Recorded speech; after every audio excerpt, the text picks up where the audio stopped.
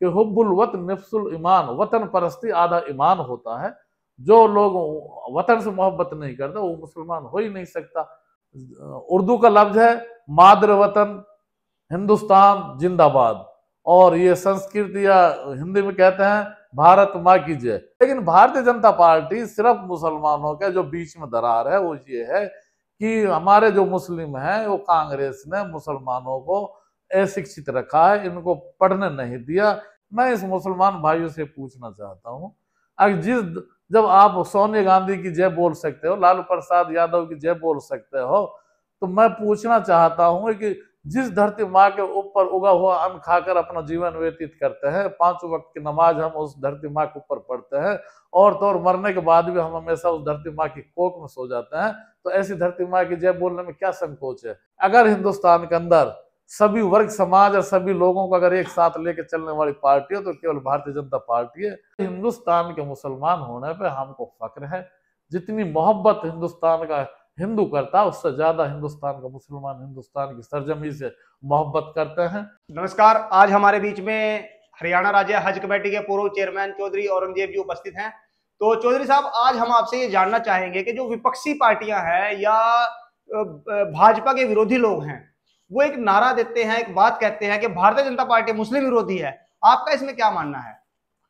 देखिए, मैं भारतीय जनता पार्टी के अंदर 13 सितंबर 1994 को माननीय अटल बिहारी वाजपेयी जी की जब पहली जनसभा मेवात के कस्बा पुनाने में हुई थी, उस टाइम मैंने भारतीय जनता पार्टी को मार्फत अटल बिहारी वाजपेयी जी के ज्वाइन किया था। और उससे पहले मुझे भी ऐसा ही लगता था कि शायद ही भारतीय जनता पार्टी मुसलमानों के खिलाफ है। लेकिन जब मैं धीरे धीरे इनके साथ चला, कंधा कंधा लगा के चला, जब मैं इनके बीच में रहा, इनकी जब मैंने कार्यशैली को देखा, तो मुझे कहीं भी ऐसी कोई बात नहीं मिली कि ये मुसलमानों के विरोधी हैं या मुसलमानों से नफरत करते हैं। ये एक हवा है। और भारतीय जनता पार्टी जितना मेहनत करती थी, कांग्रेस पार्टी और भारतीय जनता पार्टी के विरोधी दल मुसलमानों को ये बरगलाते थे और ये बहकाते थे कि मुसलमानों सावधान रहना, अगर गलती से देश के अंदर भारतीय जनता पार्टी की हुकूमत आ जाएगी तो आप लोगों को देश में रहना नहीं दिया जाएगा, आपकी मस्जिदों में अजान नहीं लगने दी जाएगी, आपका मांस मछली खाना बंद कर दिया जाएगा। लेकिन मैं ये कहना चाहता हूं कि अल्लाह की मर्जी को कोई टाल नहीं सकता। अल्लाह की जब मर्जी हुई तो देश का प्रधानमंत्री उस टाइम माननीय अटल बिहारी वाजपेयी जी बने, और जब माननीय अटल बिहारी वाजपेयी जी देश के प्रधानमंत्री बने और जब उनने प्रधानमंत्री की हुकूमत संभाल के जब हुकूमत को चलाया, तो उस टाइम फिर इस पूरे देश और दुनिया में इस चीज का ये प्रत्येक को प्रमाण की जरूरत नहीं होती। माननीय अटल बिहारी वाजपेयी जी ने यह साबित करके दिखा दिया, अगर हिंदुस्तान के अंदर सभी वर्ग समाज और सभी लोगों को अगर एक साथ लेकर चलने वाली पार्टी है तो केवल भारतीय जनता पार्टी है। और माननीय अटल बिहारी वाजपेयी जी ने जिस तर्ज पर जो हिंदुओं को जो इज्जत दी थी, उससे ज्यादा कहीं मुसलमानों को इज्जत दी थी। वहीं माननीय अटल बिहारी वाजपेयी जी के दौर में एक बिहार से शाहनवाज होता था, एक नकवी साहब होते थे, और उनको भी कैबिनेट मंत्री में दर्जा दिया था। और ये अटल बिहारी वाजपेयी भारतीय जनता पार्टी की देन है, जिन्हें एपीजे अब्दुल कलाम आजाद जो मुसलमान को जो देश का राष्ट्रपति चुन के भेजा।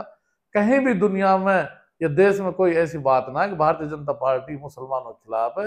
लेकिन भारतीय जनता पार्टी सिर्फ मुसलमानों के जो बीच में दरार है वो ये है कि हमारे जो मुस्लिम हैं वो कांग्रेस ने मुसलमानों को अशिक्षित रखा है, इनको पढ़ने नहीं दिया। इनकी जैसे भारतीय जनता पार्टी वाले बोलते हैं कि भारत माँ की जय, तो इनको बरगलाते हैं, ये तो भारत माँ की जय बुलवाते हैं। मैं इस मुसलमान भाइयों से पूछना चाहता हूँ, अगर जब आप सोनिया गांधी की जय बोल सकते हो, लालू प्रसाद यादव की जय बोल सकते हो, तो मैं पूछना चाहता हूँ कि जिस धरती माँ के ऊपर उगा हुआ अन्न खाकर अपना जीवन व्यतीत करते हैं, 5 वक्त की नमाज हम उस धरती माँ के ऊपर पढ़ते हैं, और तो और मरने के बाद भी हम हमेशा उस धरती माँ की कोख में सो जाते हैं, तो ऐसी धरती माँ की जय बोलने में क्या संकोच है। तो मैं अपने भाइयों से कहना चाहता हूँ, खाली उर्दू का लफ्ज है मादर वतन हिंदुस्तान जिंदाबाद, और ये संस्कृत या हिंदी में कहते हैं भारत माँ की जय। सिर्फ ये बोलियों का उनका फर्क है। भारतीय जनता पार्टी जो आरएसएस है सिर्फ वो ये कहते हैं, उनको मुसलमानों से नफरत नहीं है, वो ये कहते हैं कि मुसलमान रहो और तगड़ेपन से रहो और देश के वफादार बन के रहो, देश के समर्पित मुसलमान रहो। लेकिन दुख इस बात का होता है कि अगर इंडिया पाकिस्तान का मैच होता है, जब पाकिस्तान जीतता है तो यहाँ इंडिया के लोग, कुछ शरारती तत्व जो है, अनसमझ है या उनकी पढ़ाई लिखाई की कमजोरी है, तो वो जब पटाखे चलाते हैं, जो खुशी मनाते हैं, उससे जो है दिल को तकलीफ पहुंचती है कि हम रहते हिंदुस्तान में हैं और खुशी पाकिस्तान की मनाते हैं। जबकि हिंदुस्तान के अंदर जो मुसलमान है वो राष्ट्रभक्त मुसलमान है, जिनको हिंदुस्तान की सरजमी से मोहब्बत नहीं थी। वो सन 47 में हिंदुस्तान की सरजमी को टाटा बाई बाई कह के वो पाकिस्तान जा चुके थे। मैं आपको ये बता देना चाहता हूं, जब वहां संसद पर जब हमला हुआ था, वहां 4 आतंकवादी मारे गए थे और सब लोगों ने ये कहा था कि भाई ये आतंकवादी हैं और ये मुस्लिम आतंकवादी हैं। किसी ने कहा कि ये कश्मीरी हो सकता है, किसी ने कहा कि ये अफगानिस्तानी हो सकता है, किसी ने कहा कि पाकिस्तानी हो सकते हैं, लेकिन किसी ने ये नहीं कहा कि ये मेवाती या हिंदुस्तानी हो सकते हैं। इसलिए हिंदुस्तान के मुसलमान होने पे हमको फक्र है। जितनी मोहब्बत हिंदुस्तान का हिंदू करता है, उससे ज्यादा हिंदुस्तान का मुसलमान हिंदुस्तान की सरजमी से मोहब्बत करते हैं और हमें फक्र है। हमारा जो ईमान है, हमारी जो कुरान है, उसमें साफ लिखा है कि हुब्बुल वतन निफ्सुल ईमान, वतन परस्ती आधा ईमान होता है। जो लोग वतन से मोहब्बत नहीं करते वो मुसलमान हो ही नहीं सकता। मैं आपको ये बता देना चाहता हूँ आपके चैनल के माध्यम से, भारतीय जनता पार्टी कभी हिंदुस्तान के मुसलमानों से नफरत नहीं करती। ये कांग्रेस पार्टी तो सिर्फ लोगों को बरगलाती है। इन्होंने फिरका परस्ती के ऊपर राज किया है। इन्होंने कभी मुस्लिम और दलितों को मात्र इन्होंने वोटर समझा, इन्होंने कभी इनको अपना अभिन्न अंग नहीं समझा। और आज कांग्रेस की देन है जो मुस्लिम और दलित, जो अशिक्षित और बेरोजगार जो सड़कों पे घूम रहा है। आदरणीय नरेंद्र मोदी जी की जो कार्यशैली है, आज हमारे कितने लोग, जितने भी जो IPS IAS जो लोग बन रहे हैं, जो टेस्ट क्लियर करके जा रहे हैं, गरीब लोग घरों के बच्चे मुसलमानों के भी IAS और IPS सिलेक्शन हो रहे हैं। ऐसे हमारे प्रदेश के अंदर मनोहर लाल जी जब मुख्यमंत्री थे, उन्होंने बिना खर्चा बिना पर्ची के जब यहाँ रोजगार दिया था, तो टेस्ट के आधार पर वहां रोजगार दिया था।